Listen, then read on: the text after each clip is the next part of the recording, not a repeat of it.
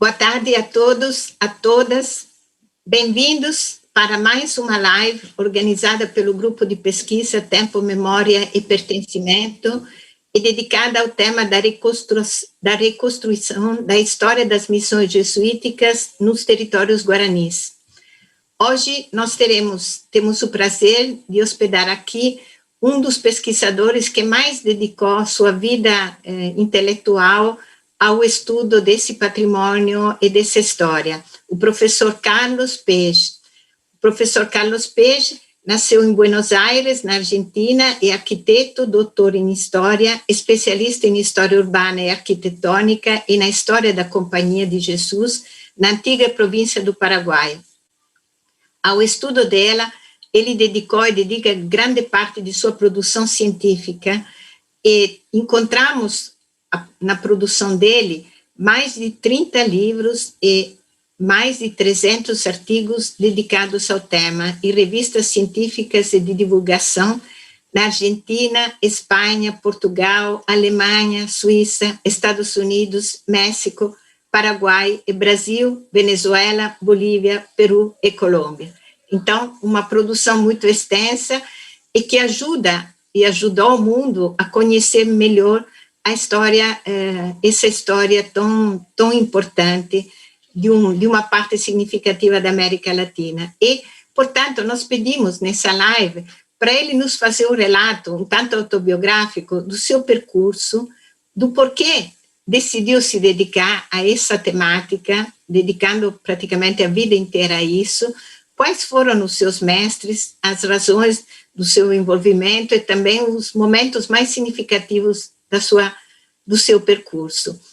Agradecemos muito o professor Carlos, que estará conosco falando na sua língua originária, mas é justamente uma língua também que pertence ao patrimônio das línguas latinas, da América Latina, e, portanto, acreditamos que todos nós podemos acompanhá-la com facilidade. E agradeço também a presença aqui do professor Márcio Luiz Fernandes, que é também do nosso grupo de pesquisa, Tempo, Memória e Pertencimento, e professor adjunto do programa de pós-graduação da Pontifícia Universidade Católica do Paraná, e também professor visitante do Instituto de Psicologia da USP, da Universidade de São Paulo, mestre e doutor em Psicologia e mestre em Teologia pela Pontifícia Universidade Lateranense em Roma. Ele pertence ao nosso grupo e, portanto, também está construindo com a gente esse projeto dedicado também ao resgate desse patrimônio histórico, que são os 30 povos, e nos ajudará também aqui no debate com o professor Carlos. Muito obrigada pela presença, professor Page. Dou aqui a palavra ao senhor, depois, como sempre, teremos também a possibilidade de perguntas que poderão ser feitas pelos ouvintes, enviando um e-mail junto ao esse endereço, iearesponde@usp.br. Agradeço mais uma vez também o senhor Sérgio e a senhora Cláudia, que são os nossos técnicos do Instituto e que nos permitem essa bela possibilidade de diálogo nesses tempos tão difíceis que são os tempos aqui da pandemia. Muito obrigada. Bueno, ya comienzo, entonces. Bueno,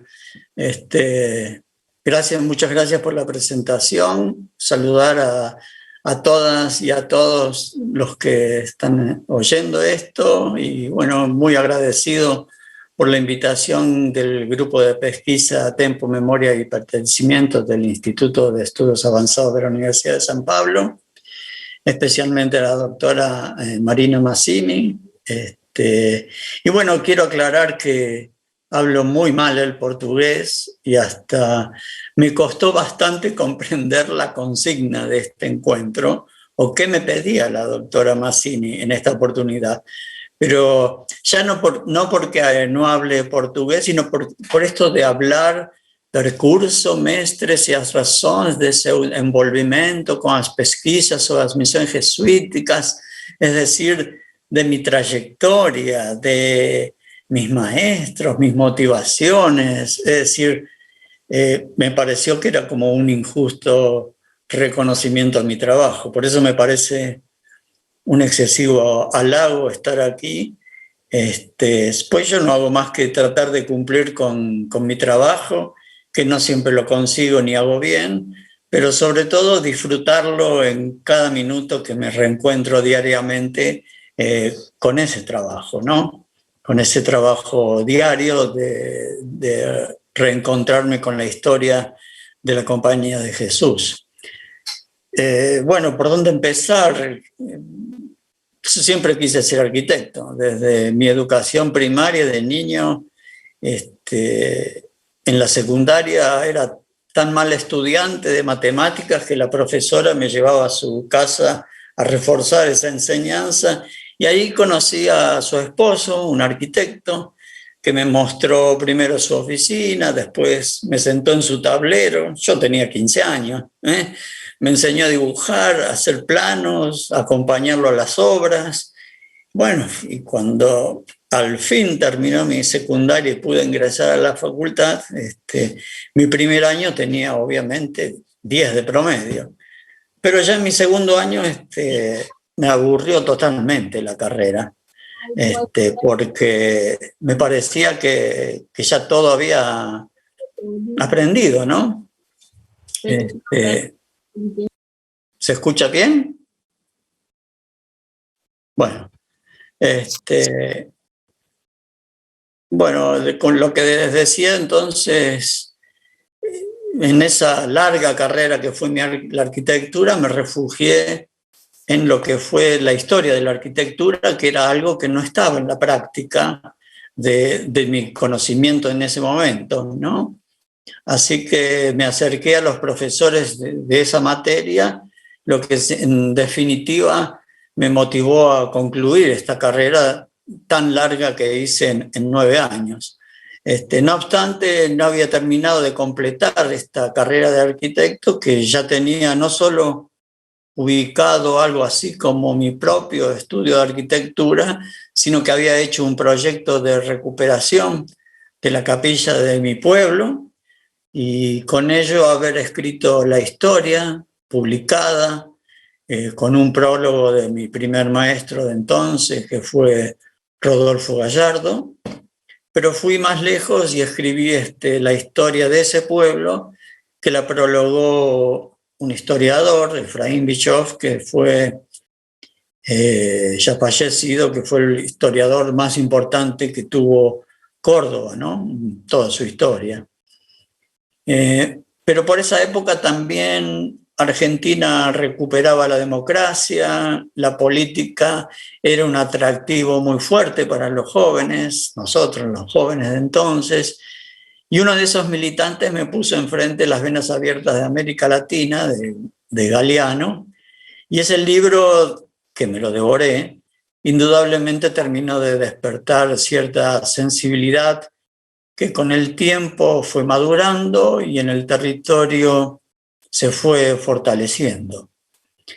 Bueno, ingresé al CONICET en los años 90 y enfoqué mis investigaciones hacia la arquitectura del siglo XIX,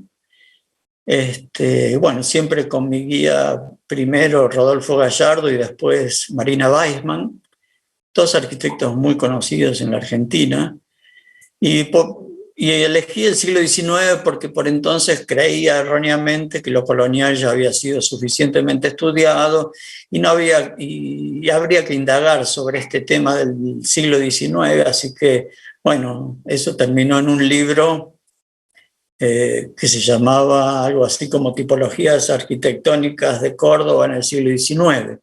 Es decir, por esa época del siglo XIX fue una revolución en la arquitectura, porque aparecieron distintos tipos de edificios: bancos, hospitales, teatros, ferrocarriles, estaciones de ferrocarril, cárceles, edificios para gobierno, es decir, edificios que antes no existían, ¿no?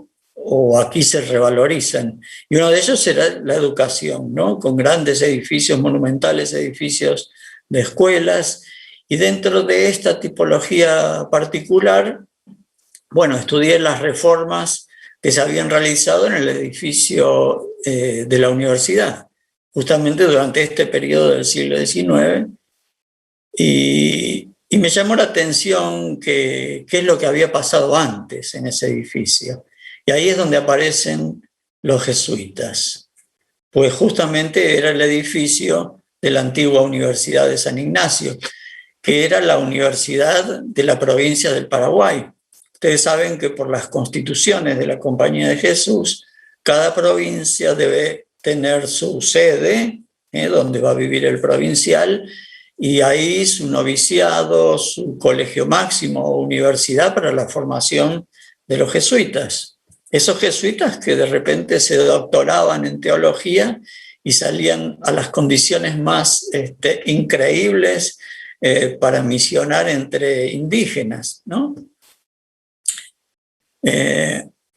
Bueno, en realidad no aparecieron allí los jesuitas en mi vida, y este es un paréntesis aparte o digresión, porque parece casual, no sé, pero yo fui bautizado en la iglesia de María Auxiliadora, en la misma pila bautismal donde recibió el bautismo Jorge Bergoglio, el Papa Francisco. De niño, bueno, vivía en una ciudad populosa, Buenos Aires, en un departamento, pues no veía el fin de semana para ir a jugar al fútbol o reencontrarme en el seminario de Devoto, que era un seminario secular, seminario para la formación de curas que era regido por los jesuitas. Es decir, mi comunión, mi confirmación, siempre estuve rodeado por jesuitas. Incluso mi carrera de arquitecto la hice en una universidad jesuítica. Lo que pasa es que antes le decían Universidad Católica de Córdoba y ni siquiera nos enterábamos, porque estábamos en otra cosa, ni siquiera nos enterábamos de que ahí había jesuitas. Porque tampoco, ahora por ejemplo uno entra a la universidad y lo primero que ve es un cartel grande que dice Universidad Católica, Universidad Jesuítica. Es decir, esto siempre lo discutíamos con otros colegas, sobre todo Ernesto Meder, que decía que el mayor cambio que hubo en la valorización de los jesuitas fue a través de la película La Misión, que más allá de las críticas que le hayan hecho por sus erróneas cuestiones históricas, era una obra de arte que tenía una intención y que llegó a todo el mundo. Y desde ese momento se produce realmente una bisagra dentro incluso también dentro de la valoración de los jesuitas, como de los estudios de la Compañía de Jesús, que se multiplicaron, ¿no? Es increíble hoy la cantidad de personas que en el mundo estudian la experiencia jesuítica, sobre todo con los guaraníes, ¿no? En fin, esto era simplemente una digresión. Mi doctorado también lo hice en una universidad que había sido de los jesuitas. Hoy hay solamente una universidad jesuítica en la Argentina. En fin, retomando el tema de estudiar aquel edificio de la universidad, como les decía, ingresé al mundo jesuítico, donde visualicé dos caminos, ¿no? La de la educación y la de evangelización. Es decir, generalizando un poco, para la formación de los jesuitas y, por otro lado, las relaciones con los indígenas a través de esa evangelización. En primer momento me incliné por lo primero, ¿no? La educación, pero sobre todo también por lo que ello implicaba, ¿no? Y seguramente también por tener el objeto de investigación a mano. Es decir, estaba investigando algo que estaba a mano, no estaba alejado, que no quiere decir que siempre debe ser así, pero cuando uno tiene el objeto, la documentación siempre se facilita, y más para quien se inicia en esto. Bueno, la universidad no estaba sola, se nutría económicamente de grandes estancias.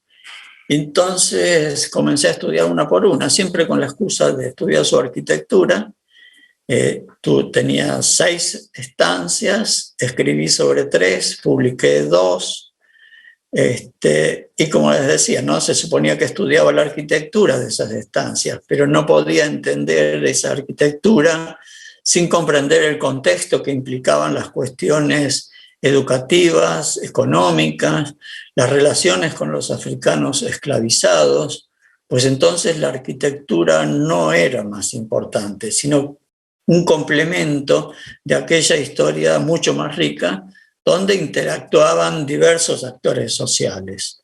De hecho, el tema de la esclavitud, siempre invisibilizada en los estudios, al menos por esa época, me pareció interesante, pero especialmente comprometida, y con los años publiqué un pequeño libro que se llama Los espacios sociales afrojesuíticos, una palabra que inventé, donde la fuerza del tema, bueno, impone a reducir el tema del tratamiento de la arquitectura. Es decir, pareciera como hablar de espacio es un poco la excusa para visibilizar otras cuestiones de estas relaciones que poco se han estudiado sobre los jesuitas y sus africanos, ¿eh? En el año 99 se cumplían los 400 años de la llegada de los jesuitas en Córdoba. Bueno, ahí coordiné un mega congreso internacional donde conocí a la mayoría de todos los estudiosos de las misiones. Ahí presenté el libro de la manzana jesuítica, que unía lo que había ya estudiado del siglo XIX hasta la actualidad y lo anterior con los jesuitas. Ese libro lo presentó Daniel Javelson y en el momento del Congreso, y resaltó justamente lo global del libro, ¿no? Que no trataba solamente de ladrillos, sino que había otras cuestiones que eran importantes para poder comprender la totalidad. En Córdoba, en ese momento, en esos años, se produce una especie de euforia jesuítica, ¿no? Ahí es un tiempo donde doy comienzo a un curso sobre jesuitas, donde invité a Meder, a Meliá, a Sustercí, qué sé yo, entre otros. Pero bueno, con estos 3 mantuve una relación más estrecha, porque bueno, imagínense ustedes, invitan a alguien de afuera, el profesor habla 2 o 3 horas a la mañana, 2 o 3 horas a la tarde, y el resto del día, bueno, había que atenderlo, y bueno, y conversé muchísimo con ellos. Al principio, bueno, hablábamos de jesuitas y después ya hablábamos de cuestiones privadas. Bueno, y nos conocimos bastante bien, ¿no? Era un curso anual, presencial, lo dimos varios años y contamos con una audiencia de entre 50 y 80 alumnos, y al final de ese curso nos íbamos de excursión a las misiones de guaraníes, porque, bueno, era como el broche de oro conocer esta experiencia que habían tenido los jesuitas en relación con los indígenas.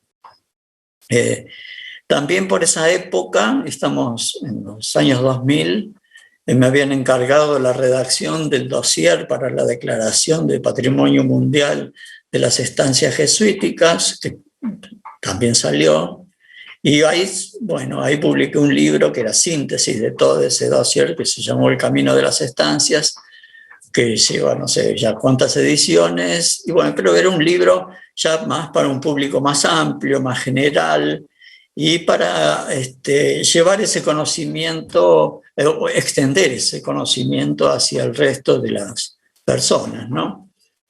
También por ese momento se proyectó, con esta euforia de lo jesuítico, el rector de la Universidad Nacional, que ocupaba el edificio que había sido de los jesuitas, quería hacer un museo en la manzana jesuítica, y bueno, creó una comisión, todas estas cuestiones, y en ese tiempo fue cuando estuve en un congreso en Paraguay, y Sustarsik se le ocurrió juntar un grupo, alquilar una combi, un grupo que era Regina Gadela, Cristina Serventi, a Estela Uleta y yo, y ahí nos llevó a recorrer estos pueblos que habían sido jesuíticos y ver sus museos, donde me llamó la atención que la mayoría, en todos ellos, lo único que se mostraba eran imágenes, que es el potencial más importante que tienen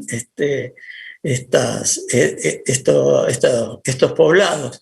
Con lo que llegué a la universidad y dije, definitivamente se acaba todo esto del discurso museológico y acá lo único que hay que mostrar es qué era lo potencialmente más rico que tenía la universidad, y para eso contaba con una colección de libros que habían perdurado desde la expulsión de la colección jesuítica. Y bueno, ahí salió un libro, ahí también publicamos un libro sobre la biblioteca jesuítica de Córdoba.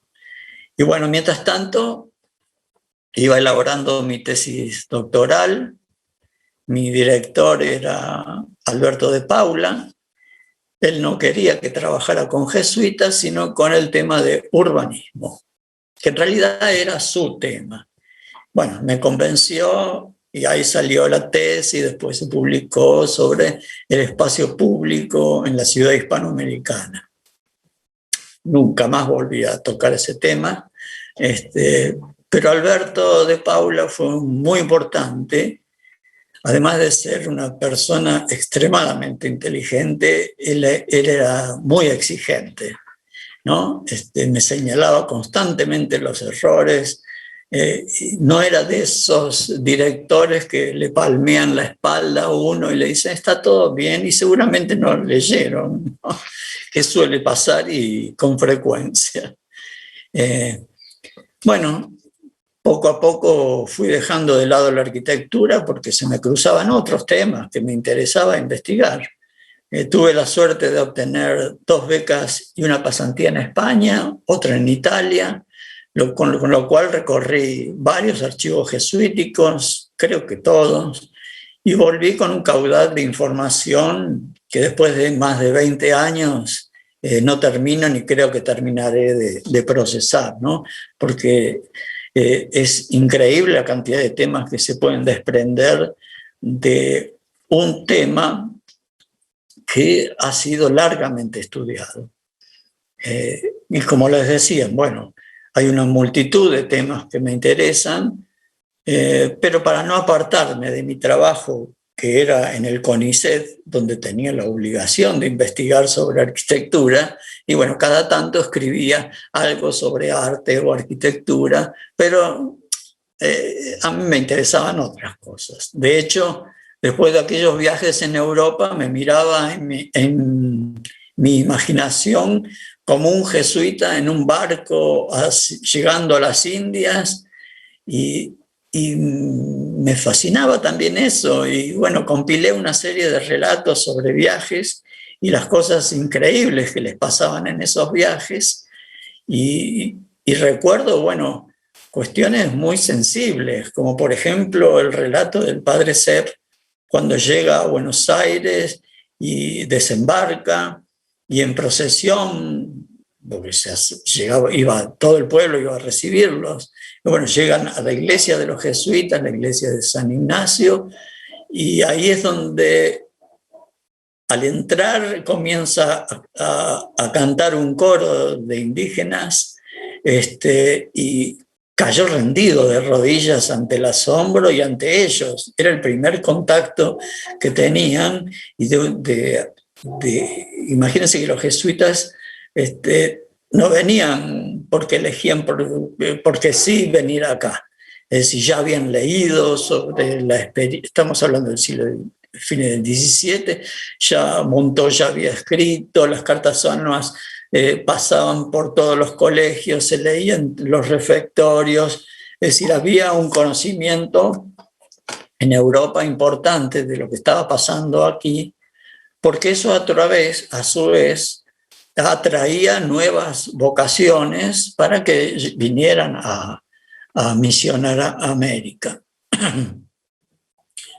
Por otra parte, también me metí y polemicé con los que creían que la expulsión se reducía solamente a las temporalidades, porque es la mayor cantidad de información que uno puede encontrar, es decir, los inventarios de los bienes que tenían los jesuitas.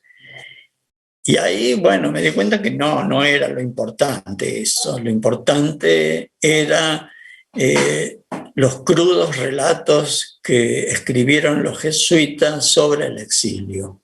Y ahí nace otro libro que se llama Relatos desde el exilio, que fue un libro que me prologó José Andrés Gallego, me comentó Inmaculada Fernández Arrillaga y me lo presentó Meliá en el Museo del Barrio, en el Museo del Barro, en Asunción, donde vivimos realmente una noche inolvidable, porque llegó el instante final, cuando termina hablando Meliá, él se para, saca un viejo cuaderno que tenía y lee su propio diario del exilio. Él lo había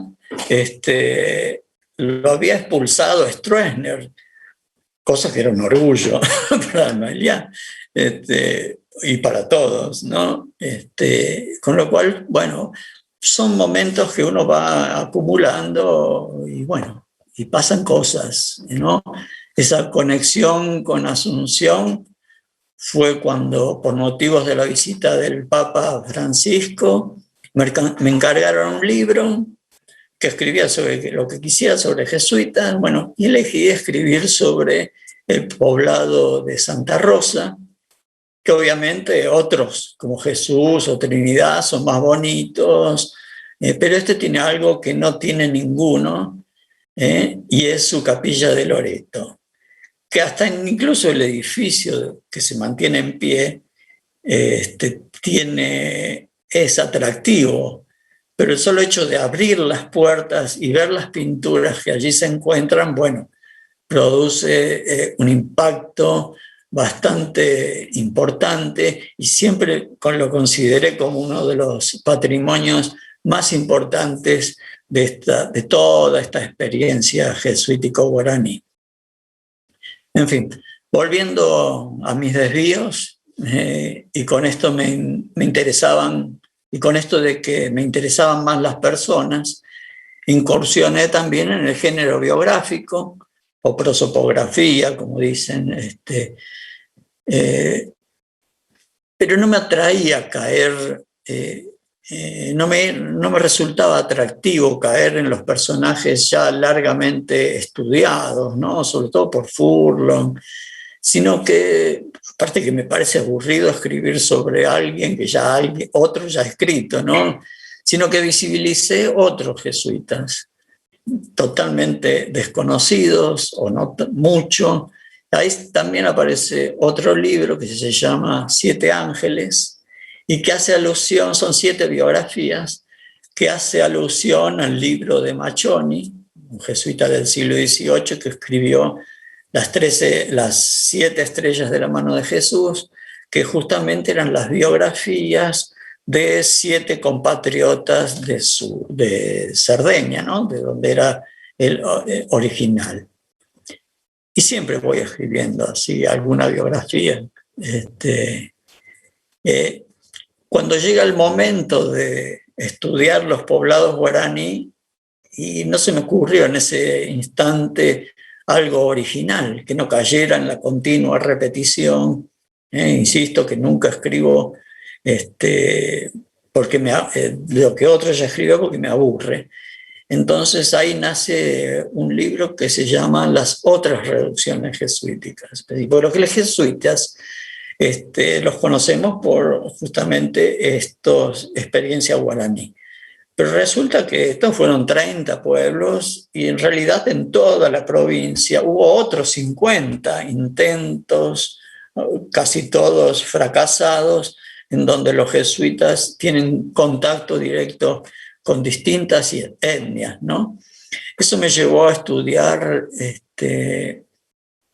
previamente lo que era una reducción.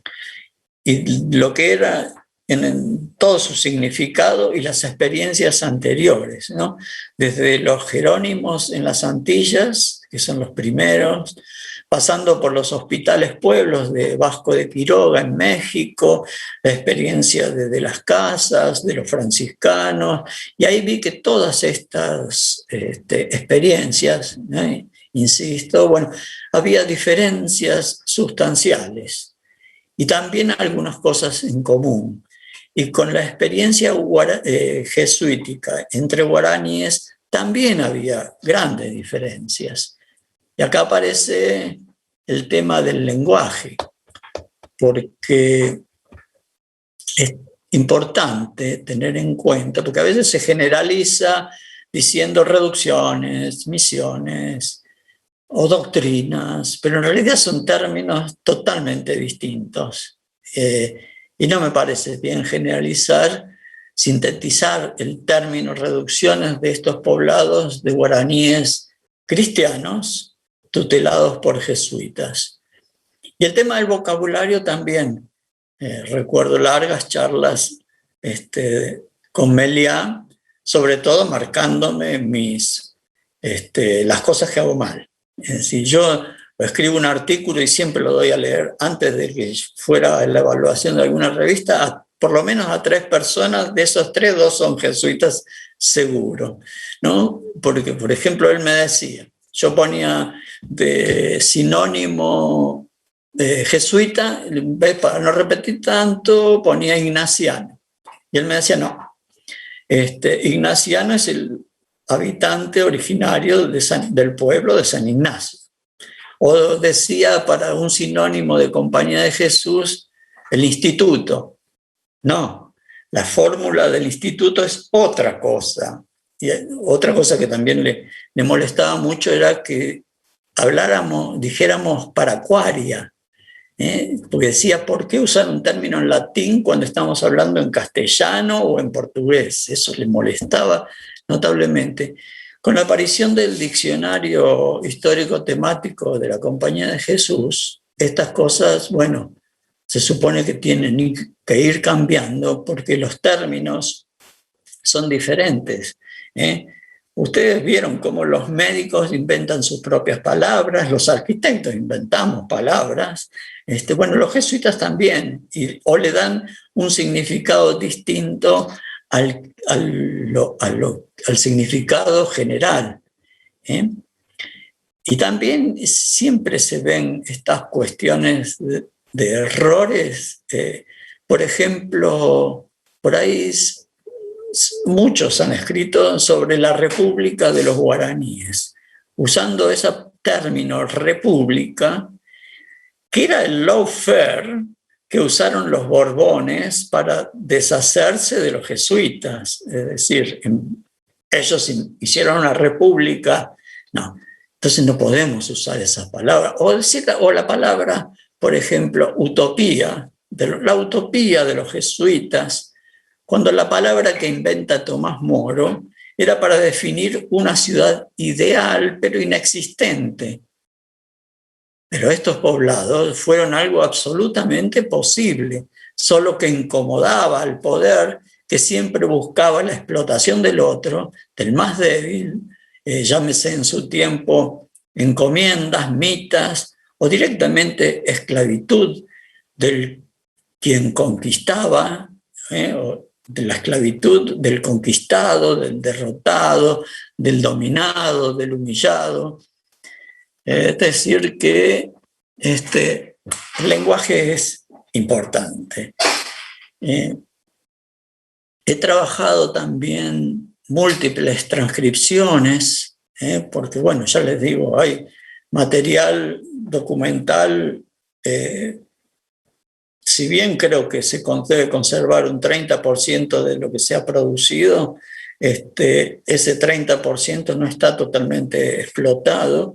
He publicado, bueno, ahora ya están, por ejemplo, todas las cartas anuas publicadas, pero en su momento hice una publicación de las cartas anuas del Colegio de Córdoba, otra de los chiquitos y el Colegio de Tarija. Cartas anuas que por otra parte son apologéticas, es decir, no, hay que tomarlas con pinzas, es lo que se dice, porque es como un informe de un gobernante, un gobernador que le hace al presidente, es decir, siempre va a ser todo bueno. Y hay otro tipo de documentación que también es importante. Y el género biográfico, que insisto, también los jesuitas lo tomaron muy en serio desde los comienzos. De hecho, un jesuita, de los primeros jesuitas, Boroa, escribe la biografía de Marcial de Lorenzana, que no se publicó nunca, y que fue una figura clave dentro de la primera época de las misiones jesuíticas. También publiqué sobre una historia del Paraguay que escribe Lorenzo Casado, es decir, no es que escapa ya de las tradicionales historias conocidas desde el Techo, Lozano, y justamente Lorenzo Casado escribe ese libro en respuesta a una solicitud que le pide el padre Pedro de Calatayud, que fue un español, teólogo muy importante, que de joven quiso venir al Paraguay y el general no lo dejó. Tuvo discípulos como Cardiel, Iturri, que mantuvo constante correspondencia, y ya en su vejez, en el exilio, dijo, bueno, voy a escribir una historia del Paraguay, ustedes me tienen que ayudar, y lo toma a Cardiel y a Lorenzo Casado para que se encarguen de recopilar información. Bueno, ahí hay una cantidad de folios impresionantes. De hecho, he publicado varios y en este momento estoy trabajando con el texto del padre Calatayud, que es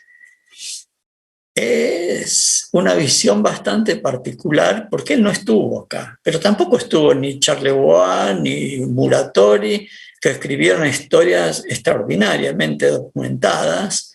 Y bueno, y Calatayud se vale de todos estos jesuitas exiliados del Paraguay para no solamente informarse, sino también usar este texto un poco como respuesta a todos los ataques que en ese momento sufría la Compañía de Jesús, ¿no? Si bien en ese momento no había cadenas de multimedios, lawfare y todo este tipo de cosas que conocemos perfectamente, argentinos y brasileños, sí había antijesuitas, siempre los hubo, y el momento de expulsión, bueno, escribieron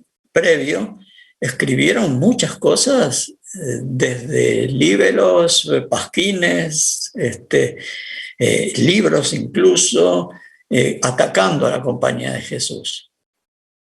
Y bueno, acá él hace como una descarga de todas esas críticas que a veces son graciosas, porque son ridículas, ¿no? Es típicamente el lawfare. Bueno, y yo no sé cuánto tiempo llevo ya, pero bueno, mi último libro es también una respuesta a la invisibilización que hizo fundamentalmente la historiografía hispanista, a nada menos que casi medio siglo de intervención de los jesuitas del Brasil entre los guaraníes, ¿no? Una polémica que impuso en el siglo XIX el padre Pablo Hernández, español, que cuestionó la afirmación del historiador brasilero muy conocido, Robert Southey, en una clásica obra de 1819, que no dudaba en que estos poblados habían tenido una influencia directa de los jesuitas de la asistencia de Portugal, para decirlo en forma correcta. Hernández negaba esta cuestión y daba como antecedente la experiencia de Juli en Perú, que no tenían nada que ver en el contexto de pueblos donde los jesuitas eran párrocos. Y, bueno, ya varios autores se refirieron a este error de Juli. Y bueno, aunque los brasileros tienen el tema de su participación dentro de las misiones, no estoy hablando de los pueblos de San Miguel, de todos estos últimos del siglo XVIII tan conocidos, sino de la experiencia del siglo XVI, fines del siglo XVI, principios del XVII. Los brasileros, que bueno, tampoco eran brasileros, eran jesuitas de Brasil, pero eran uno italiano, otro irlandés y un portugués. Bueno, ellos trabajaron intensamente sobre el Guairá, que va a ser la región inicial de las misiones que van a entablar los jesuitas. Bueno,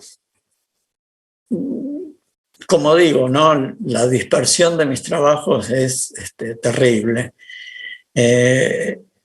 Hasta desde el papel de la mujer en los jesuitas, con las beatas y beaterios, hasta las lenguas indígenas, todo eso me llama la atención, ¿no? Pero el exilio también es un tema sensible, es un tema recurrente en lo que hago, porque bueno, son los exiliados que mueren, casi todos mueren en el exilio y la pasan verdaderamente mal.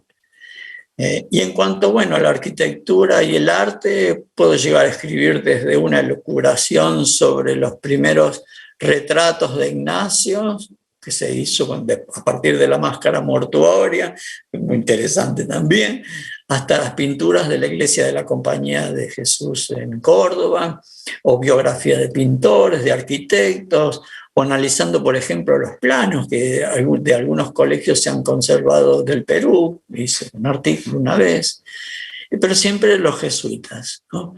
Desde los que estuvieron en Colonia del Sacramento hasta los que estuvieron con los Vilelas, con los Mataguayos, con los Tobas, pasando por las exploraciones que hicieron en la Patagonia. Todas son una clara muestra de la variedad de temas que involucran a jesuitas e indígenas en esta labor historiográfica, ¿no? Que más o menos les estoy contando. Es decir, que para finalizar, yo creo que en definitiva hubo un grupo de jesuitas que convivieron en situaciones de vida totalmente desfavorables para ellos, donde eligieron, en palabras del padre Carbonell, la opción preferencial por los indios. Y esto fue así realmente. A mí, cuando hice el trabajo sobre las otras reducciones jesuíticas, me llamó la atención que los jesuitas se sumaban a las operaciones militares de castigo al Chaco, donde se cometían atrocidades, mataban lo que se les cruzaba a los españoles, y ellos se anotaban como capellanes castrenses, pero lo hacían justamente para salvar vidas. Los jesuitas tenían en una de las reducciones, en uno de estos pueblos, tenían una fábrica de crucecitas. Entonces ellos iban con una bolsa de crucecitas, se adelantaban a estas avanzadas militares y les ponían las crucecitas a los indios, a los niños, a los viejos, a todos, porque era la manera de salvarles la vida. Es decir, que no tengo duda que hubo un grupo de misioneros, porque tampoco son todos iguales, que tuvieron como prioridad salvar las vidas que se estaba llevando la conquista y colonización europea.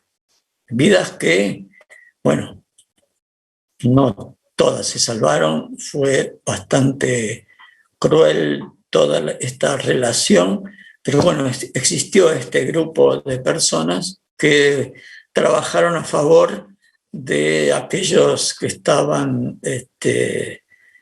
invisibilizados, humillados, esclavizados. Y bueno, esa es, me parece, en definitiva, la historia la historia que importa en realidad, porque es la que nos deja una experiencia para la actualidad, para el tiempo en que vivimos en estos momentos donde, bueno, no se crean que pasan cosas muy diferentes a las del siglo XVIII o XVII. Bueno, yo creo que hasta ahí les di un pantallazo de lo que he hecho, y que el otro día, hablando con un lector ya avanzado de edad, me decía: estoy leyendo tu libro de Lorenzana, creo que me dijo. Lo que no sé es que si con mis 85 años voy a poder terminarlo. Y le digo, bueno, yo tampoco creo poder, no, también estoy pensando en que lo que estoy escribiendo no sé si lo voy a terminar, pero bueno, estamos en el intento.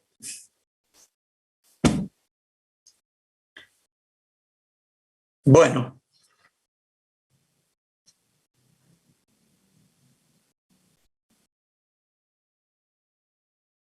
El micrófono. Marina.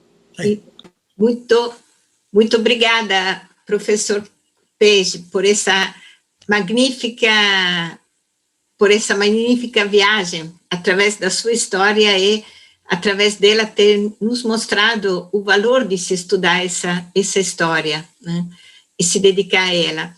Antes de passar a palavra para o professor Márcio, que vai começar com as perguntas, eu gostaria que o Sérgio passasse agora as 3 fotos que sintetizam essa sua trajetória, né, para o nosso público ver. Bueno, esa es una fotografía del archivo de Loyola, cuando estuve en el 2005. Otra que les di como para no aburrirlos tanto con la palabra y poner fotografías. ¿Yo las tengo que poner? Bueno, eso también es en la época que andaba entre los guaraníes, allá por el 2000 aproximadamente, donde, bueno, también viven una situación actual bastante complicada. Bueno, y ahí en una de las tantas veces que me ha tocado hablar, cosa que no me gusta, pero bueno, hay que hacerlo. Y bueno, eso nomás. Muito obrigada. E agora passo a palavra para o professor Márcio Fernandes, que vai começar o diálogo e nós vamos continuá-lo. Muito obrigada, professor. Muchas gracias, profesor Carlos. Hasta ahí entendí. Sí, espero que sí. Profesor, es muy curioso la trayectoria de su vida, entonces ver la relación establecida entre Occidente y Oriente con los jesuitas me parece un tema muy importante. También uno de sus libros, que es el primero jesuita, que habla de Manuel de Nóbrega, me parece muy importante para las temáticas que van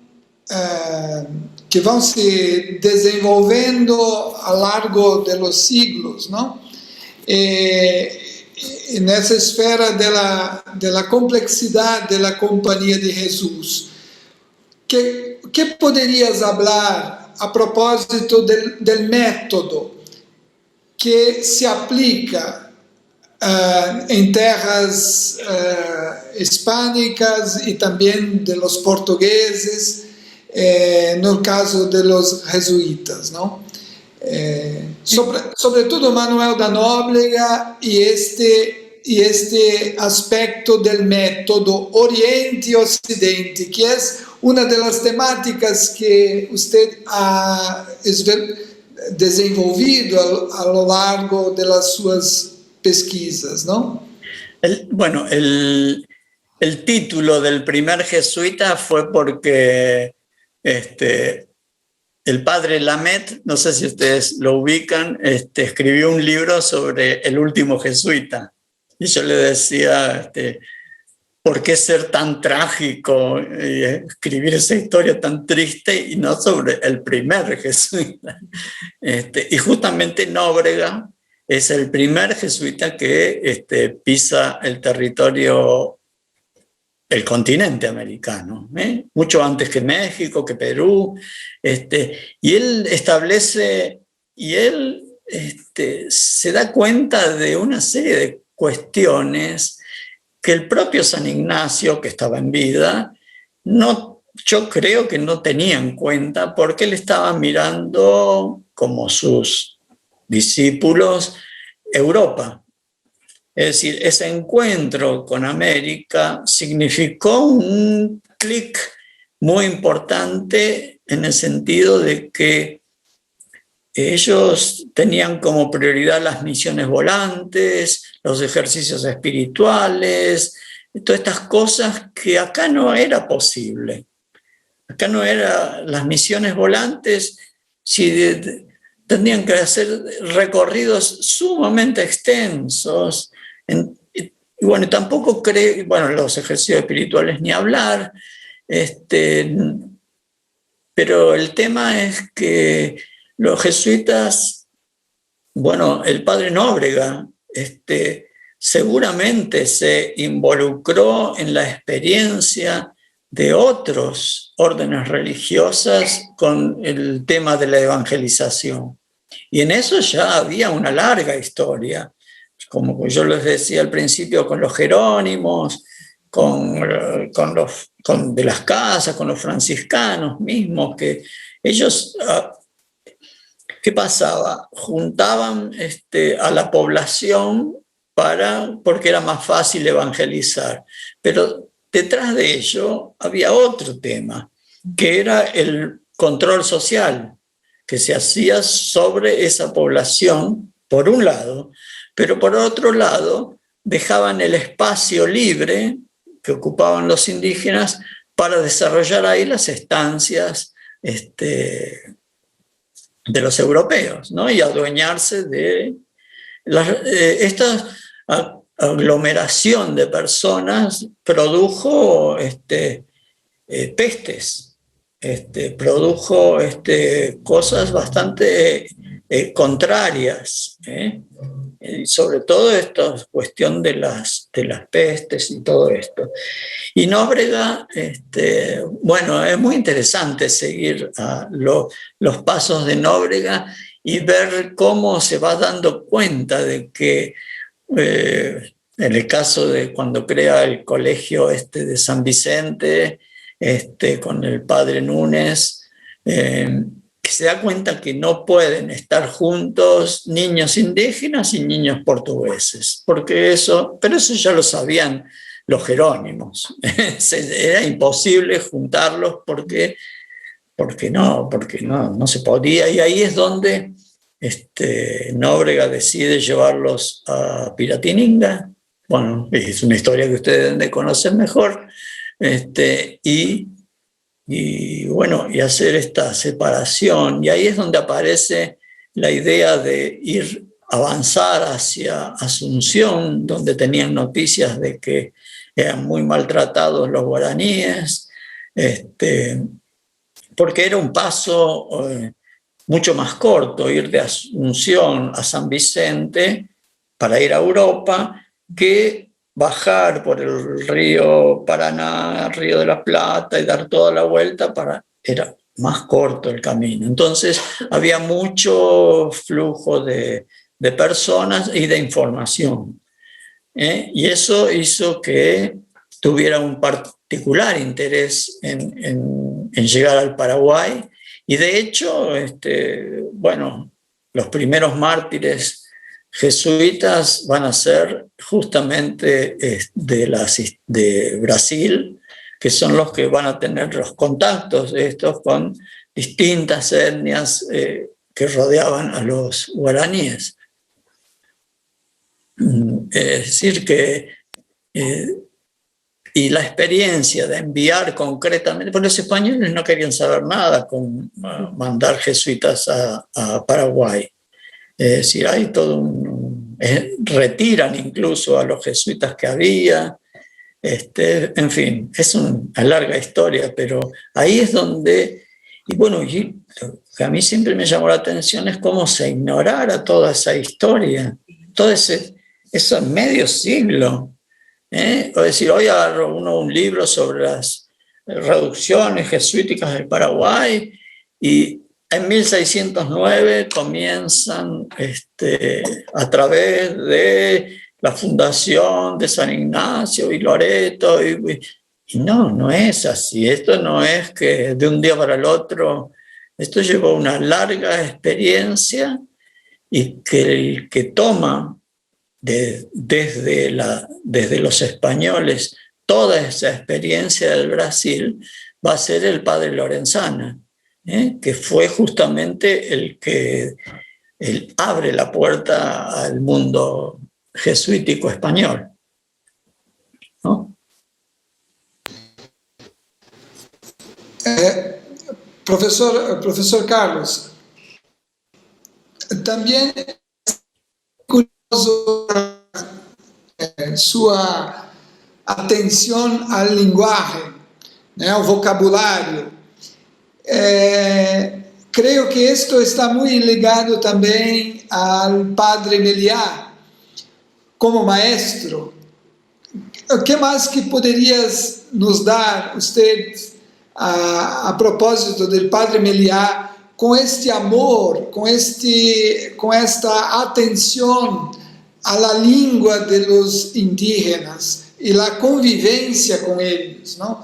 Parece que esta heranza del padre Meliá es necesario hoy recuperarla mucho, porque es una atención a los detalles y la complejidad que se da en el lenguaje, de la forma de presentación de los temas, y como decías, ¿no? De la su historia, de la su propia historia es muy, muy bello, muy bonito, la experiencia de ir de la arquitectura y ver que esto no es el central, y después desplazar todo para la complejidad de los temas que esta aventura te daba en la vida también, ¿no? Para el universo de los jesuitas y de los guaraníes, de los indefesos, de los invisibilizados también, ¿no? Me parece que esto, en la tua narrativa, es muy, muy impresionante. Los maestros, las indicaciones y también la sensación de ver un universo nuevo, de amplio respiro, de amplio gusto de las cosas, de la descoberta, del nuevo, ¿no? que aparece. Entonces, gostaria que hablases un poco de Meliá, mas también de la tua trayectoria en este sentido de los relatos que importan. Bueno, no, Meliá, obviamente, su propia historia es increíble. Él, con la cuestión del lenguaje, él convive con los guaraníes, y convive con etnias que estaban prácticamente, estamos hablando de medio siglo más atrás, ¿no? Era joven Meliá, y yo me acuerdo haberle escuchado contar su experiencia viviendo desnudo, porque no podía estar, se tenía que amoldar, digamos, a las vidas y costumbres de estas etnias, tener que ver sacrificios, y bueno, toda esta cuestión, él la cuenta muchas veces y muy bien, está muy documentado en videos, su propia experiencia con los indígenas, donde incluso llega a entender que no les hace falta ir a la escuela, no les hace falta la educación, no les hace falta leer el ABC de Asunción, que eso es totalmente superfluo a una vida a un grupo de personas que le terminan enseñándole a él. Yo creo que con los jesuitas del siglo XVII y XVIII pasó exactamente lo mismo. Es decir, los jesuitas terminan siendo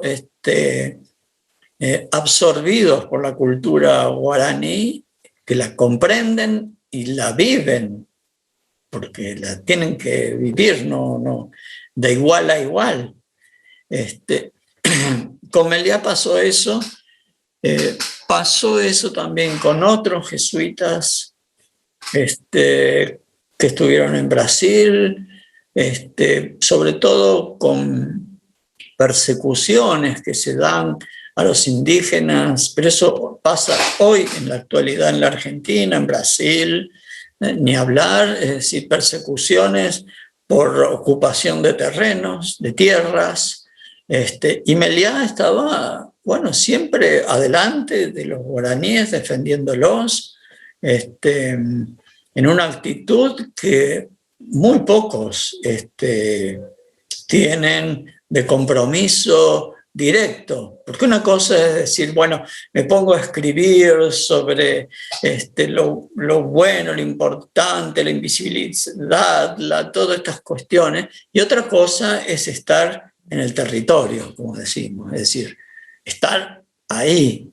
¿no? Entonces, imagínense lo que un jesuita del siglo XVII, filósofo, doctorado en teología, de repente elige, porque tampoco elige estar en esos ámbitos totalmente salvajes, desconocidos, que no tenían nada que ver con ellos, pero que sin embargo se adaptan a eso y terminan aprendiendo. Cuando Sustersic, por ejemplo, estudia de las imágenes, él, y escribió el último libro sobre Brassanelli, él marca claramente cómo el escultor italiano es absorbido por la cultura guaraní y termina esculpiendo la imagen y termina dentro de sí con esa imagen de guaraní.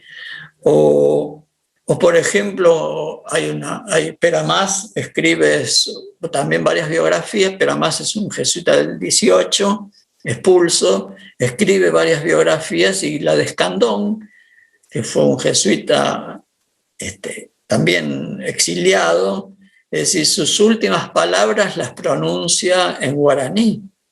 Es decir, que había una conexión muy estrecha entre la cultura indígena y los jesuitas, por una cuestión de que, ellos siempre quisieron protegerlos, y cuando yo digo que priorizaban la vida sobre la evangelización, pero estoy totalmente convencido de ello. Pues podría decir, si no están vivos no los puedo catequizar, pero no era así. Es decir, había una situación de un contexto de mucha crueldad, que también existe hoy. Y todas esas cuestiones del pasado nos tienen que las tenemos que poner hoy en la mesa, porque nos enseñan a ver un presente que siempre fue así, no es que apareció de un día para el otro. En fin, ¿no? Esto es así de complicado. Professor Carlos, Otra situación que es interesante, y cuando se visita las estancias jesuíticas en Córdoba, aparece a los guías, por ejemplo, el tema de la esclavitud que diceste, mas la relación entre las estancias y las reducciones, ¿no?, de los indígenas, este tema, y también esclarecer un poco la cuestión de la esclavitud, porque parece que cuando los guías nos hablan en local, muchas veces se da una idea que es necesario siempre verificar la complejidad de esto, ¿no? Y inmediatamente no aparece esta complejidad, ¿no? Visitando una, dos veces los sitios y las estancias, se entiende, se comprende que es un tema muy complicado, muy complejo.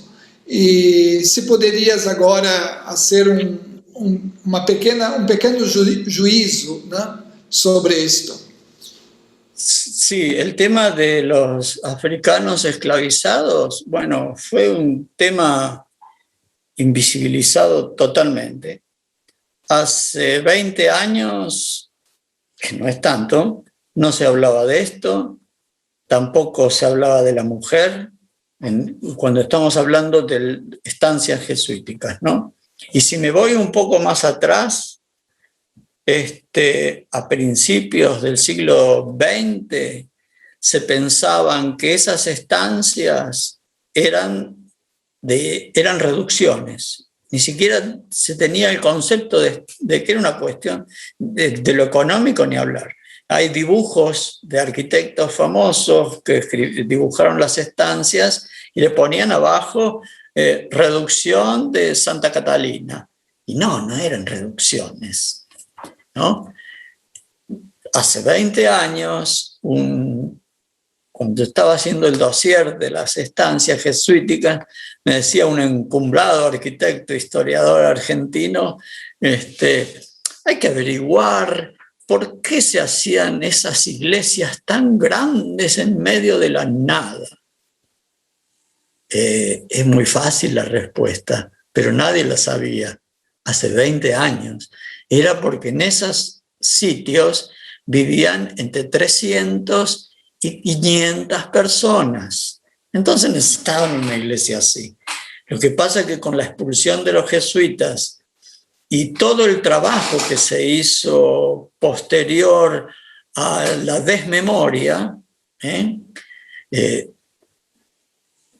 nadie bien pensaba en esta población que quedó invisibilizada. En estos últimos años recién se los ve, se les conoce sus nombres, es decir, comienza a estudiar cómo interactuaban con los jesuitas, qué tratamiento les daban los jesuitas. No era lo mismo un esclavo de un jesuita que de un español. Costaban muchísimo más porque los jesuitas les enseñaban un oficio, entonces los cuidaban. Es decir, pero nunca dejaron de cuestionar la esclavitud como institución, porque también era lógico, ¿no? En ese tiempo, hay que ubicarse en ese tiempo, porque por ahí critican, dicen, porque los jesuitas tenían en América 5.000 esclavos.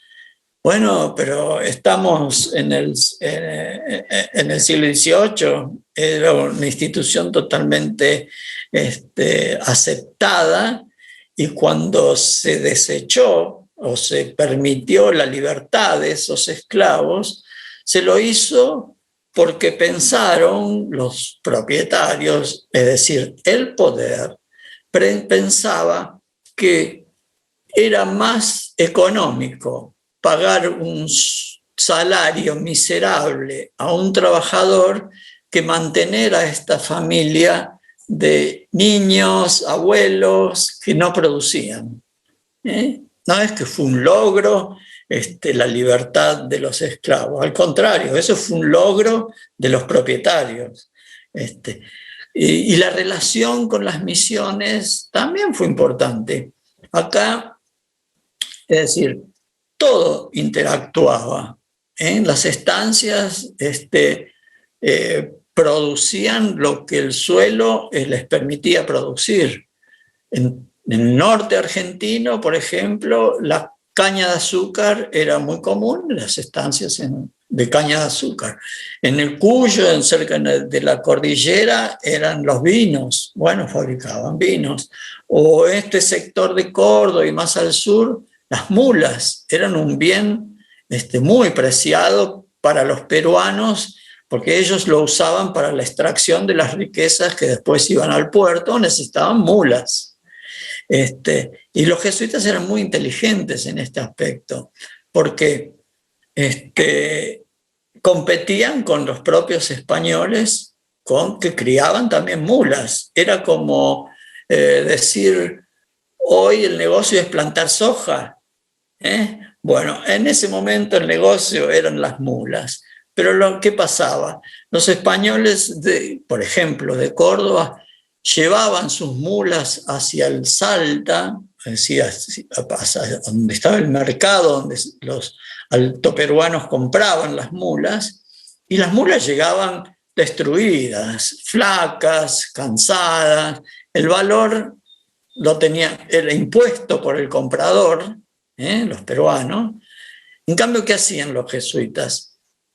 Los jesuitas criaban las mulas en Córdoba, de ahí las llevaban un tiempo, un poquito, unos kilómetros, 200, 300 kilómetros más al norte, donde tenían otras estancias, porque todo el territorio había colegios, y los colegios tenían sus propias estancias. Descansaban las mulas, y cuando llegaban a Salta, no las llevaban al mercado, las llevaban a su estancia, y ahí las engordaban, las dejaban tranquilitas, hasta que los peruanos bajaran desesperados para querer comprar mulas. Entonces los jesuitas imponían el precio. Es decir, ¿esto qué provocaba? Y los españoles estaban furiosos con los jesuitas porque hacían estas cosas, pero bueno. Y a su vez también los africanos que estaban en Córdoba, hay muchos documentos que hablan sobre cómo iban a enseñarles a los guaraníes a administrar haciendas. Los poblados estos guaraníes también tenían muchísimas estancias, pero que no tienen nada que ver con estas de los colegios, ¿no? Pero sí los africanos iban hacia allá a enseñar cómo administrar una estancia, porque era su experiencia. Como también los guaraníes venían hacia acá para enseñar a los africanos arte. Hay un tema poco estudiado, pero es ese intercambio que hay entre africanos e indígenas, ¿no?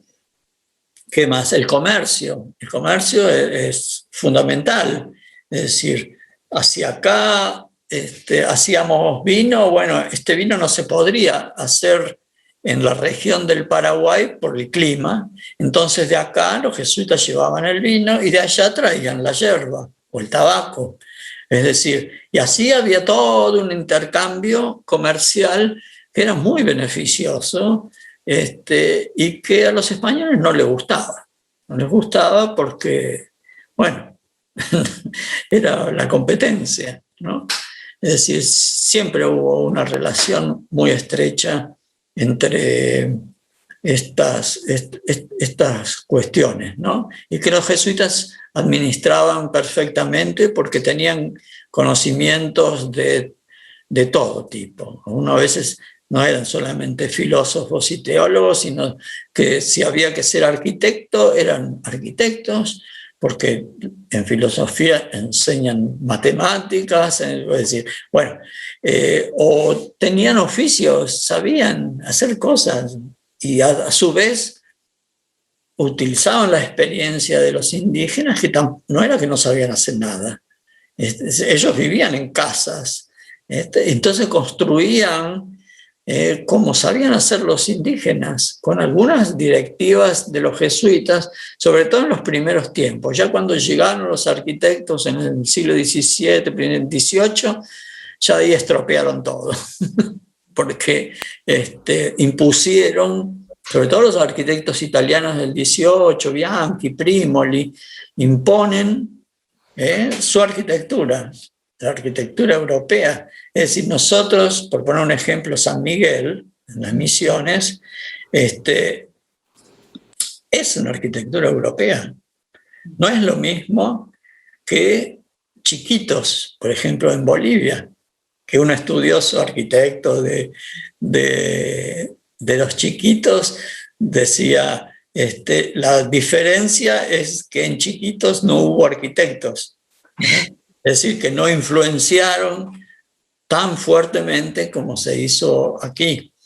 Y esa misión, ese edificio que nosotros vemos de San Miguel tampoco fue el primero. Es decir, hubo toda una evolución en el sistema constructivo, no eran lo mismo las iglesias de las primeras épocas que en esta última, y en el medio también hubo otros, estaban los carpinteros, bueno, es también toda una historia muy larga, ¿no? Pero siempre hubo esta interrelación, como decíamos, de todos los personajes que actuaban en esta cuestión. Professor Carlos, dos puntos más e fecho aqui, deixo, que são muito interessantes. Que dizer a propósito de los relatos que estudiastes dos jesuítas em exílio? Que é importante em estes relatos para a historiografia atual? E também a situação das viagens, né, que te fez apaixonar pelos relatos de viagem.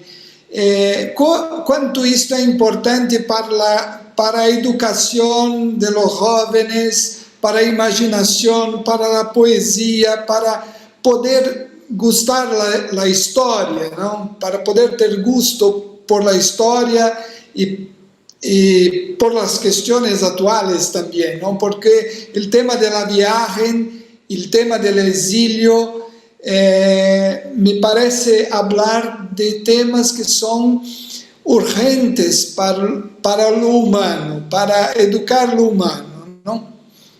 Sí, de hecho son los viajes, es un género literario que se remonta a la antigüedad, ¿no?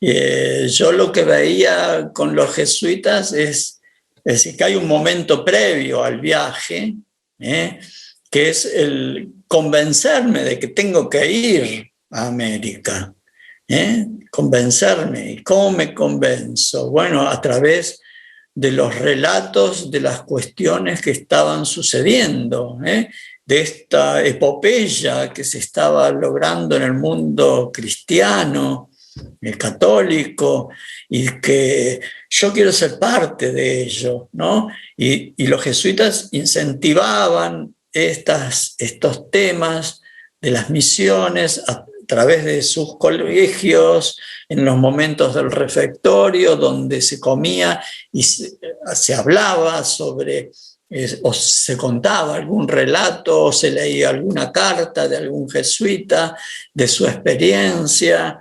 Y bueno, esto era muy motivador. Y bueno, y después, bueno, había una serie de trámites y todo, cuestiones y permisos para llegar a embarcarse, las esperas larguísimas. Nosotros estamos hablando de que entre la ida y vuelta de una carta podría durar 2 años, es decir, un viaje mínimo son 3 meses, arriba de un barco, y no se imaginen que era un barco de paseo actual, no, eran condiciones bastantes, y los jesuitas en esa cuestión de contar sus experiencias y de esto que está muy metido en ellos de escribir, porque San Ignacio así les dijo, que siempre debían escribir, contaban esos relatos. Y eran relatos verdaderamente hermosos por todo el sentimiento que ellos despertaban, que sentían en hacer ese recorrido y de repente llegar, como les decía con el padre Sepp, y llegar a su objetivo, ¿no? Y muy distinto es el exilio, que es otro viaje.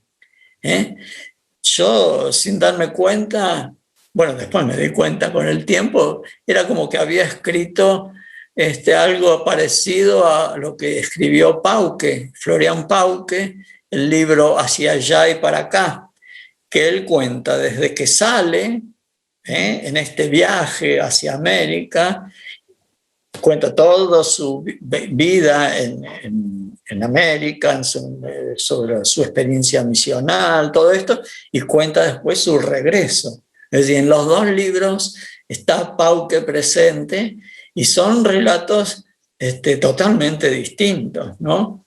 Porque hay jesuitas que mueren en el viaje del exilio, otros que no los embarcan por viejos, otros que llegan totalmente enfermos y duran muy poco, y después todo cómo habían sido tratados, ¿no? El desembarcar en España de noche para que no lo vea la gente, en el estado que llegaban, todo eso nos hace recordar que todos los exilios fueron trágicos. Y España tenía sobradas experiencias en expulsar moros, en expulsar judíos, y ninguno la pasaba de lo mejor. Y los jesuitas no fueron la excepción. La pasaron muy mal. Y morir en el exilio, después de algunos 20 años, es decir, tomemos la cuenta, hagamos la cuenta. Yo, como les decía, soy muy malo en matemáticas, pero desde 1768, que se embarca el último barco, hasta 1813, que se reincorporan en la Compañía de Jesús al mundo católico, habían quedado muy poquitos jesuitas. Habían sido exiliados 5.000. Yo no sé ahora las cifras exactas, pero si quedaban 100 eran muchos. Es decir, todos, la gran mayoría habían muerto en el exilio, y un exilio en el que también pasan muchísimas cosas. Pues el exilio es en Italia, donde Napoleón invade, eso fue también tremendo. Bueno, la gente de la Universidad de Alicante, a partir de Jiménez López, Fernández Arrillaga, todos ellos se han metido muy de lleno en el tema de la expulsión y sobre todo de los relatos, ¿no? Donde parece ser que había un denominador común porque no solamente están los relatos que yo cuento del Paraguay, sino que de México también. Era como que quizás hubo una orden de escribir eso, como también hubo, me parece a mí, una orden de escribir historias para salvaguardar la memoria, pero eso lo hacían con una visión rara, porque ¿por qué harían eso? Pero es que después el tiempo dio la razón. Los jesuitas son reincorporados al mundo católico, pero eso no quería decir nada, eran totalmente ignorados, nadie se acordaba de los jesuitas. Pasó el siglo XIX, los vuelven a expulsar de España como 2 veces, vuelven a Brasil o a Argentina en distintas épocas. Bueno, fue un periodo en que la memoria termina siendo desaparecida. Es decir, los restos, estos pueblos poblados tan maravillosos de los guaraníes terminan en escombros, en ruinas, en restos arqueológicos, que una vez tuve la oportunidad de conocer a Magnus Mörner, quien fue uno de los primeros extranjeros en escribir sobre los jesuitas, y él contaba que el padre Furlong lo llevaba a ver estos restos arqueológicos y con el machete en la mano, y en canoa, porque no eran ignorados totalmente. Esto le costó a la Compañía de Jesús reivindicarse a sí mismo. Y esto sucedió justamente en una congregación general, donde eligen al general Luis Martín, quien se va a encargar de crear el colegio de escritores, que van a ser distintos jesuitas, historiadores, que van a escribir las historias de las asistencias de España, de Portugal, de Alemania, y con ellos también empieza todo un grupo de apoyo, donde aparece Pastels, que Pastel es un personaje realmente increíble. Él se instaló en el Archivo General de Indias a fichar todos los documentos que había sobre los jesuitas, y publicó escasamente, aunque todos crean que es una gran, cuantiosa obra, 8 tomos, y yo vi las fichas de Pastel en Granada, en la casa de los jesuitas, donde ahí se conservan, y en realidad se publicó una mínima parte de esos documentos que relevó Pastels, documentos que incluso hasta se han perdido. Me acuerdo con uno de los relatos de viaje que me interesaba, lo encuentro en Pastel, en esas fichas, y eso estaba en el Archivo de Indias. Pero Pastels, ¿qué hacía? Primer párrafo, último párrafo y la asignatura. Me fui derecho al Archivo de Indias, estuve 3 o 4 días y no encontraron ese documento, desapareció. Porque los documentos también desaparecen, y desaparecen en España, como en Brasil, como en Argentina, como en cualquier parte. Ya me fui, no sé por dónde andábamos. Professor Carlos, vou falar português, porque eu não consigo falar bem castelhano, mas espaçado.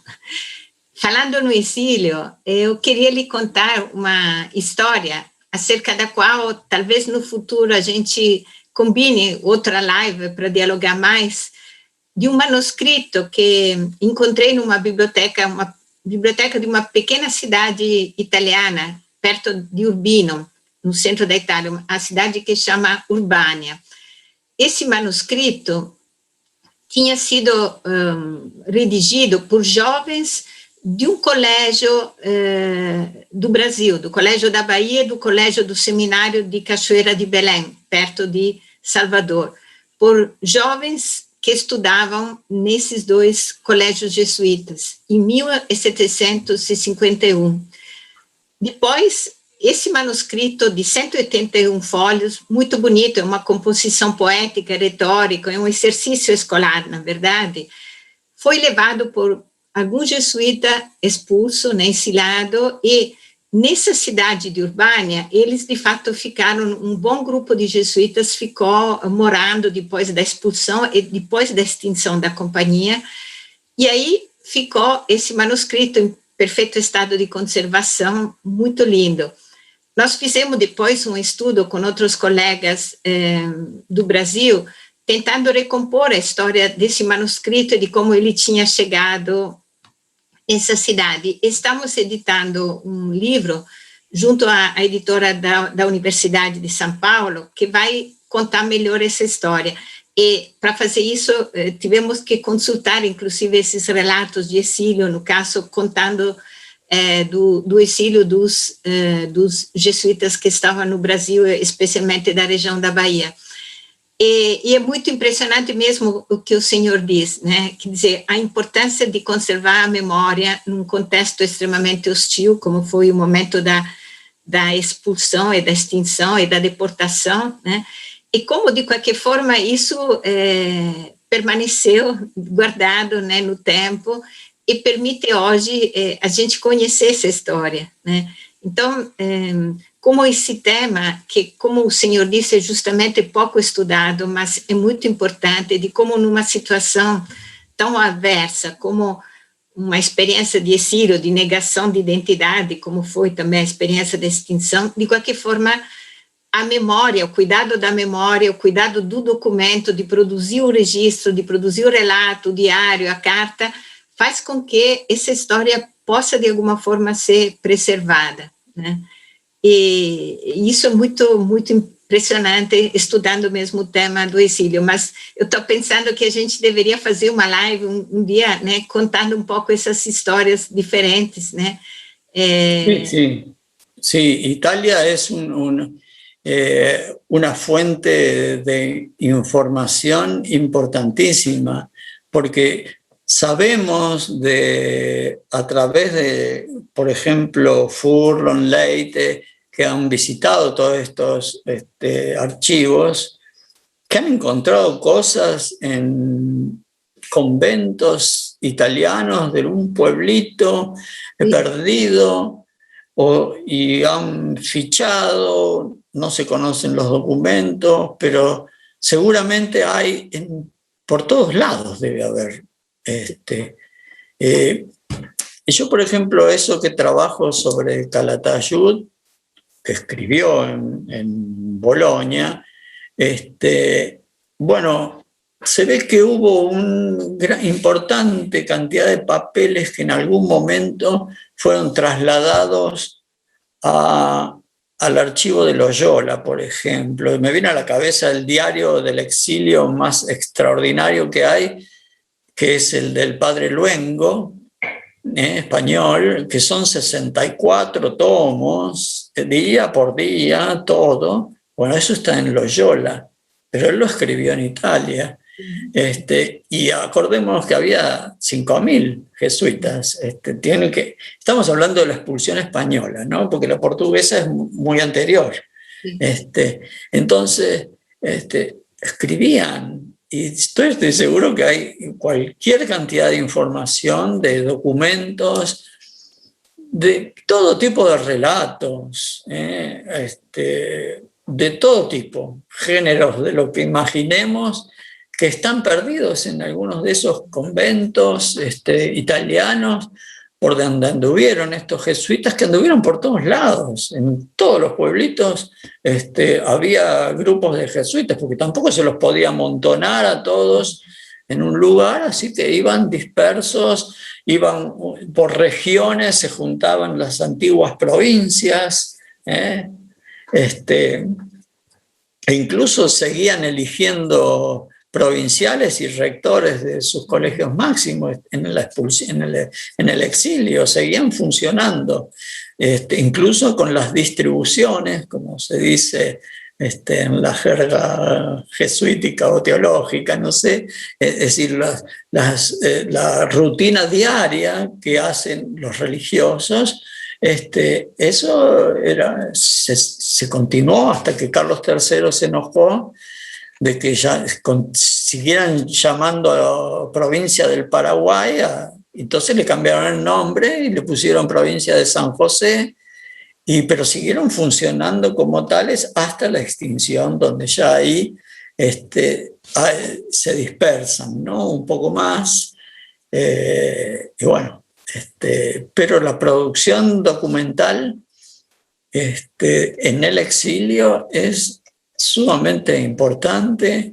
Hay mucha, pero sí, yo no tengo dudas de que hay muchísimo más material, ¿no? E depois uma observação, né, complementando o diálogo do professor Márcio, que eu gostaria de fazer, né, sobre escutando todo o seu longo, lindo relato, riquíssimo, né? Eu acho que é uma aula mesmo de pesquisa, de método, mas também é uma aula de vida, né? E me chamou a atenção uma coisa, né? O senhor falou de estruturas, de monumentos, de documentos, de fontes de diversos tipos, mas o que me chamou a atenção, que se sobressai no seu trabalho historiográfico, é o valor da pessoa, né? Eu aí percebi toda a atenção que o senhor deu e dá nas suas pesquisas justamente às biografias, né? Porque, de fato, escutando, o que mais me chamou a atenção é isso, a pessoa do jesuíta, a pessoa dos índios, dos guaranis, com as suas necessidades, os seus dramas, né? E essa historiografia centrada, podemos dizer, na pessoa, né? Nos faz perceber que a história, de fato, é possível porque tem atores que são pessoas, né? Por que isso me chamou a atenção? Porque eu tenho visto, durante a experiência de professora, dando aulas, como muitas vezes as nossas jovens gerações são alimentadas por uma historiografia que é uma historiografia que estuda estruturas, estuda documentos, estuda produtos, mas pouco dá importância ao fato que o ator da história são as pessoas. E isso tem um impacto muito negativo, porque às vezes parece que a história é um grande mecanismo que se processa independentemente de nós, e que a gente, então, não pode ser protagonista da história, né? Porque, de fato, tem um sistema, tem algo que funciona para além de nós, né? E eu tenho visto como, às vezes, essa historiografia, digamos, que estuda instituições, estruturas, mas de uma forma, diria, quase mecanicista, não favoreceu o protagonismo das novas gerações e, portanto, de alguma forma, alimentou também uma passividade no presente, diante dos desafios do presente, ainda mais nesse momento tão dramático. Então, eu gostaria de agradecer e dizer muito isso, senhor. Esse seu trabalho mostra uma outra coisa, que é possível ser protagonista da história dentro das circunstâncias mais difíceis, com todos os erros, as contradições, mas que o que mais nos ensinam os jesuítas é essa possibilidade, que é uma possibilidade para todos nós, né? É uma possibilidade para os jovens hoje, é uma possibilidade para continuar a história, para construir o futuro, mesmo em situações tão difíceis como nós estamos agora. E isso é o que mais, digamos, me chamou a atenção da sua colocação hoje, não sei, né? Gostaria muito de agradecê-lo, porque eu acho que é um grande legado para os jovens, né? Para nós todos, mas sobretudo para os jovens. Bueno, no sé si se puede construir la historia a partir de una persona, así como se puede construir a partir de un edificio, como son estos lugares, también se puede construir a través de personajes. Esto los jesuitas lo tenían muy claro desde el comienzo, con los martirologios y todas estas cuestiones de que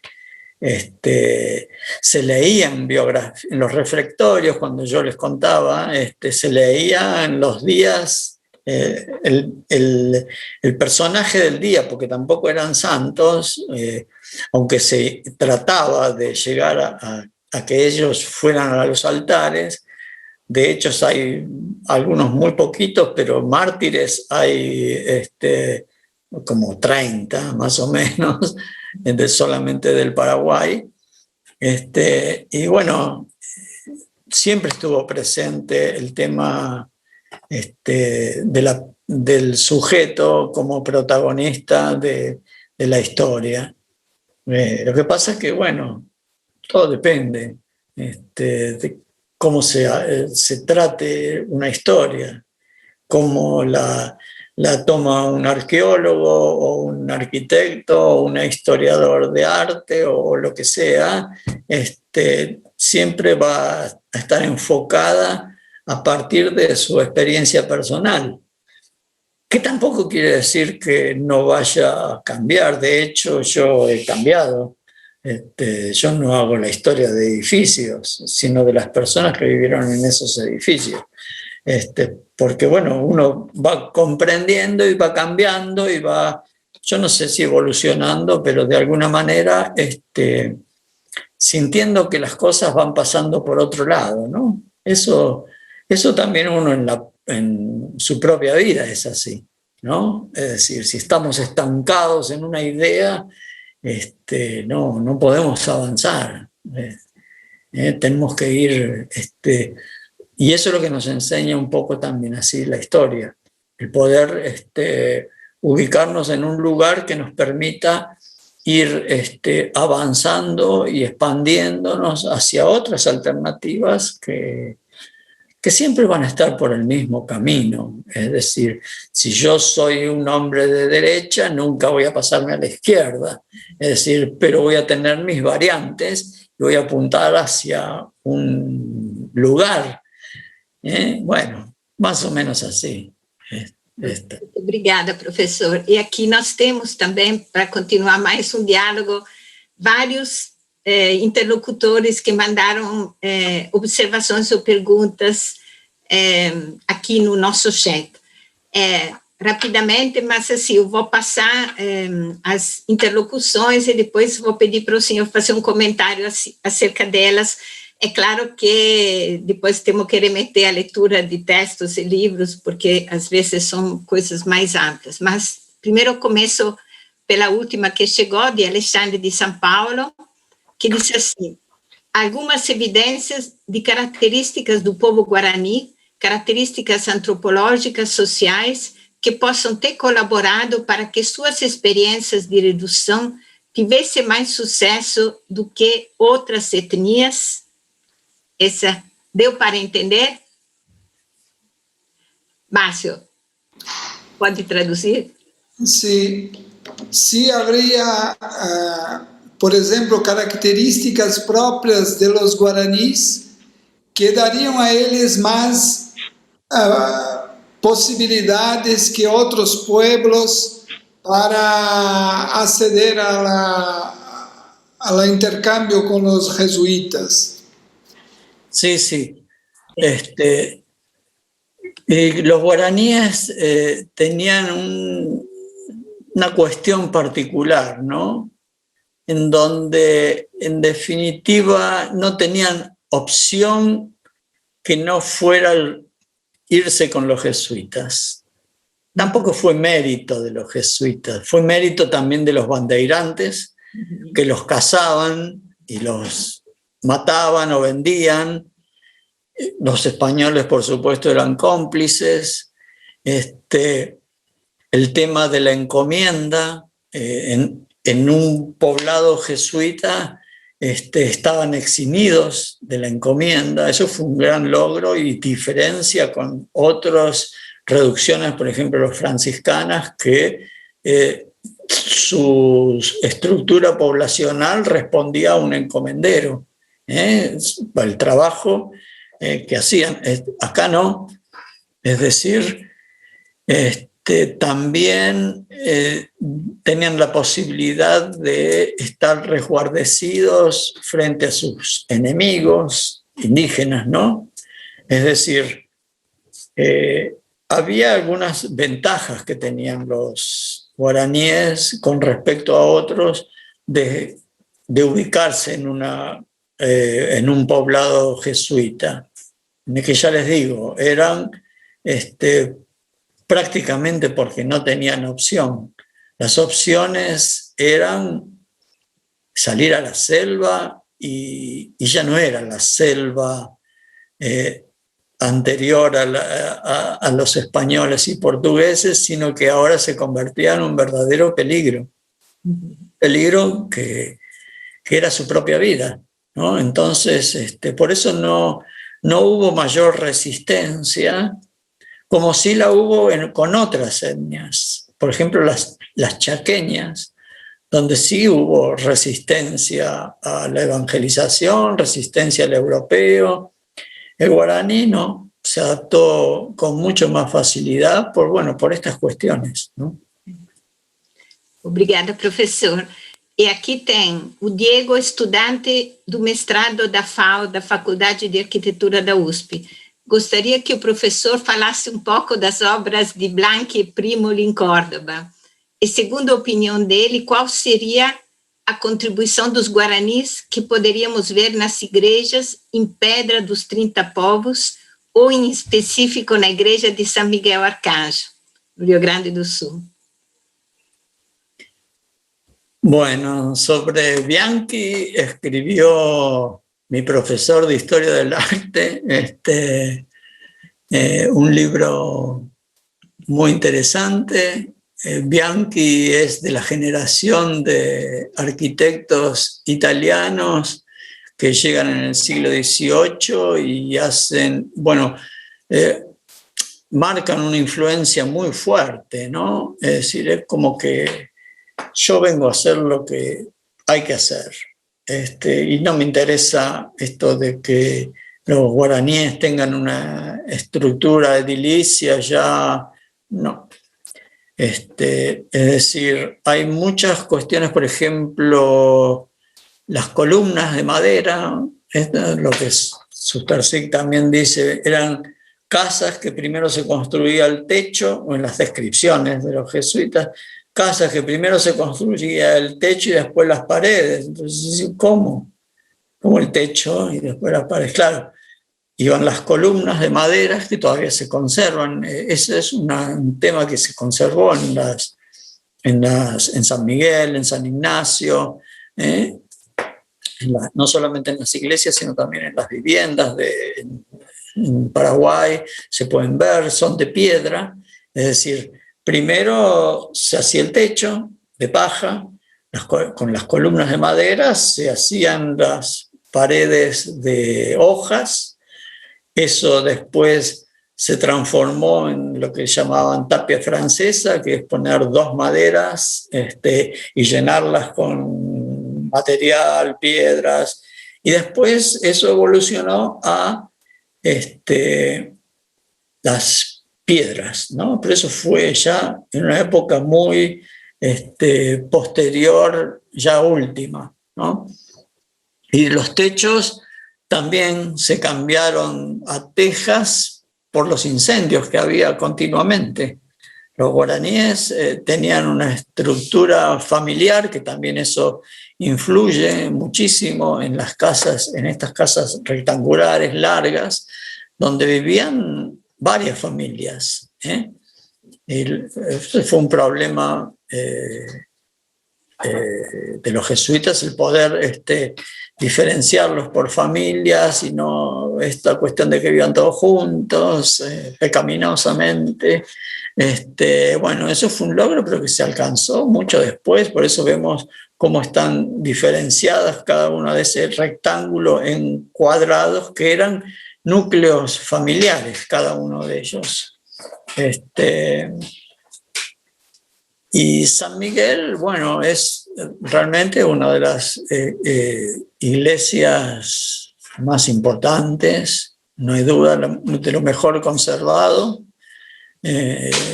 y claramente con una muy fuerte influencia europea.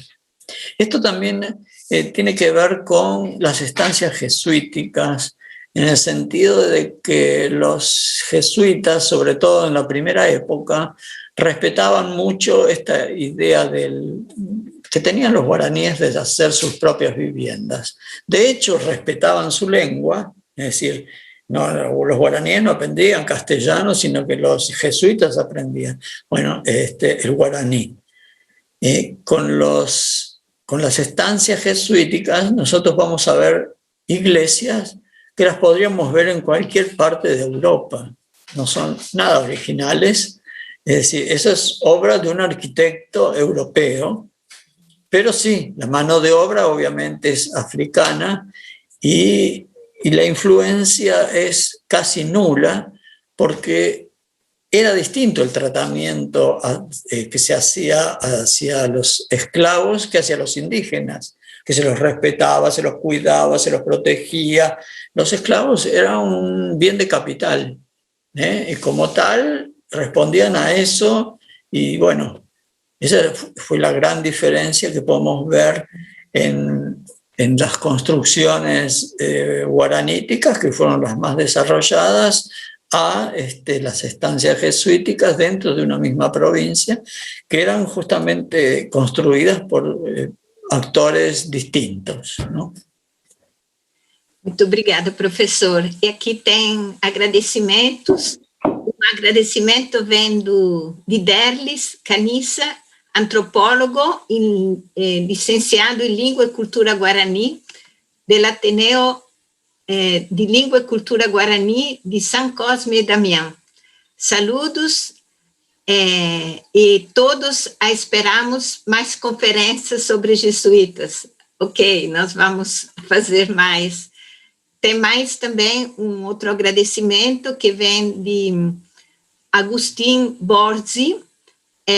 Muitas graças por compartilhar esta conferência do Dr. Peixe, sempre tão atual. Muitos saludos e benedições desde Misiones, Argentina. Do Instituto, professor do Instituto Agrotécnico Brasiliano. Salesiano, desculpa. E me parece que não temos mais. Então, bueno, muchas gracias a todos estos comentarios y los saludos y todas estas cosas. Y bueno, esperemos que esta pandemia se termine rápido y podamos hacer este tipo de encuentros presencialmente, que siempre vienen bien, sobre todo siendo a esta hora la hora del té, y que nos vendría bien. E de qualquer forma, nós remetemos ao fato que, como dissemos também nas outras lives anteriores, esse evento é complementar a um curso que estamos preparando, aliás, 2 cursos sobre a história das missões jesuíticas nos territórios na região guaranítica. E nesses cursos haverá também aulas do professor Peixe. Em breve, daqui a alguns meses, esperamos poder lançar esses cursos que vão ser online, gratuitos, pela plataforma Coursera, numa parceria com a USP, e, portanto, remetemos a esse outro momento e, com certeza, também a outras lives que, se for possível, nós gostaríamos muito de continuar fazendo com o senhor, continuando esse belíssimo diálogo. E também remetemos todos à leitura dos livros e dos textos do professor. Muitíssimo obrigado pela sua generosidade em estar aqui conosco essa tarde. E bom trabalho. Desejamos também de continuar por muito tempo esse trabalho belíssimo que o senhor está fazendo. E até breve. Muito obrigada. Bueno, muito obrigado, professor. Muchas gracias. Hasta pronto.